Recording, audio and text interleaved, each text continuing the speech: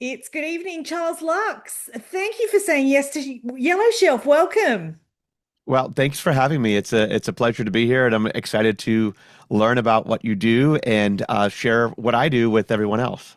Yeah, look, you are the host of the incredibly successful The Orchestra Teacher Podcast.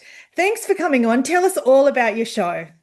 Well, I have been a public school teacher in the United States here, all over the country. I've worked in Ohio, and I've worked in Nevada, and I've worked in Florida, and I've been in Georgia for the last. This is my 13th year, and so I've always enjoyed sharing things that I create and things that I do. So I have a website where I share resources with teachers, and I started doing some YouTube videos a while back where I would just either record concerts or record some tutorials for my students, and I just thought about, well, maybe I should do a podcast. And so I think it was 2019 is when I started the podcast, and just would have on some friends, some guests, and people I met at conferences. We just talk about the business of orchestra, classroom strategies, learning about people's history, so we can kind of reflect and just learn about different people and meet people. I've expanded to some of the industry as well. So getting people from the industry. I'm about to have a few composers come on. So it's been a lot of fun just being able to share. But being in the classroom for so long, I feel like I have a lot to share, but I still also, even though it's my 30th year teaching, I feel like I still have a lot to learn.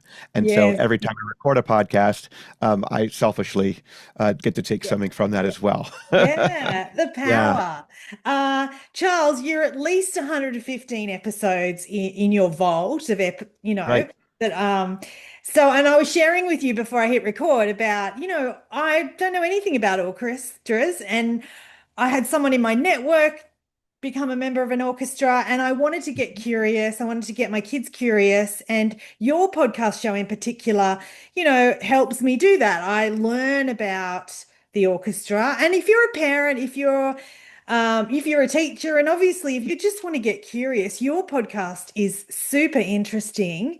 Charles, you mentioned you're based in the US, and That's right. you're a director of a school orchestra. Yeah, I'm the orchestra director at Lassiter High School outside of Atlanta, Georgia, and we're in a county called Cobb County. So we have a very thriving arts and music programs in our schools, and so I'm very fortunate to be a part of that. And it's a great place to be. So I have about 180 students in my high school orchestra program. We have four different levels of orchestra, and I get a chance to work with kids who, kind of from a remedial level to almost a mastery level. So it's a Yeah, lot of wow. fun. Yeah. Wow. And you know, even when I think about orchestras, I think there's so many good movies that have been made about orchestras. And even though I didn't know a lot, it's a great resource to go to your podcast. As an orchestra conductor, I'm going to ask you this question. Do you use a baton or do you use your hands? Oh, I do use a baton. Yeah. Mostly when I'm doing formal conducting. When I'm teaching, I'm waving my arms and I'm playing along on my violin with my students. And the modeling is really an important part of teaching. So I do a lot of that. But it's yeah, I definitely use a baton. Yeah. Yeah, yeah, no worries. Um, and I guess your job is to keep everyone together, and it's to keep that shape of the music sound. Is that a good way to sum up what you do as a Right. Well, conductor? in school, when musicians are playing their own part in an orchestra, they're reading one line of music. Think of it as a horizontal line, and they read it like you would read a book. Well, in orchestra, we have a vertical alignment of music, and so rhythm and things like that. So all of the players have to be at the same place at the same time, right? And that's where the conductor comes in because they keep the time.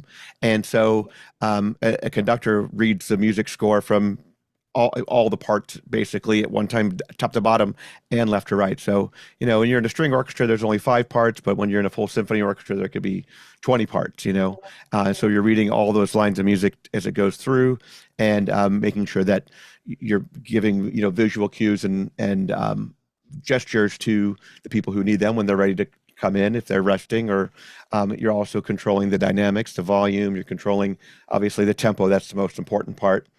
and expressive things, nuance and notes, because what's on the page doesn't really Well, express, yes, yes, what comes out, what yes, what should come out that way. yeah, So, but yes, it's a really fun job to be able to conduct and again teach. So we teach, the fundamentals. We're teaching, shoulder position and bow hold and all those really important skills and music reading skills and music literacy.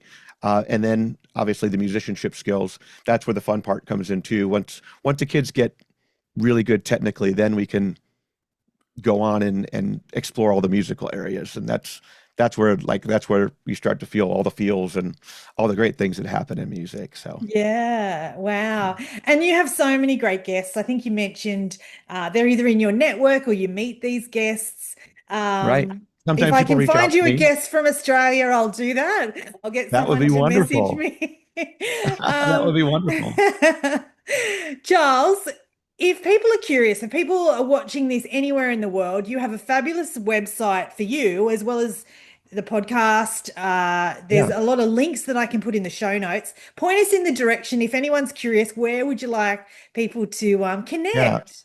The website is called orchestrateacher.net, and it's the website that I've been using. So I do a lot of presenting at conferences and things on pedagogical techniques, rehearsal strategies, all kinds of different things. And so everything I've ever done, presenting wise, is on the website, and everything I'm going to do will be on that website. So it's just a resource for teachers to use. And it's interesting how different music education is in different parts of the world. In the United States, we have very large programs, and we focus on the group. And in other countries, it's more of individual learning, and they don't have the big orchestras that we have in the Yes, public schools here. So yes, it's yes. it's very different. Yeah. But the website has some resources for students.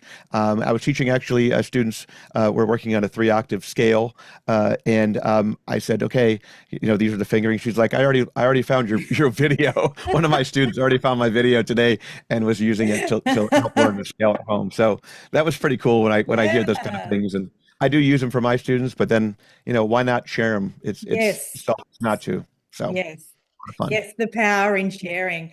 Charles, I am determined to find you a guest from the Southern Hemisphere, whether it be Australia, New Wonderful. Zealand. I would love someone to reach out to either myself or Charles, if this podcast is for you. Charles, thank you so much for joining us. All the best. Thank you so much for having me, and best of luck to you guys as well. Cheers.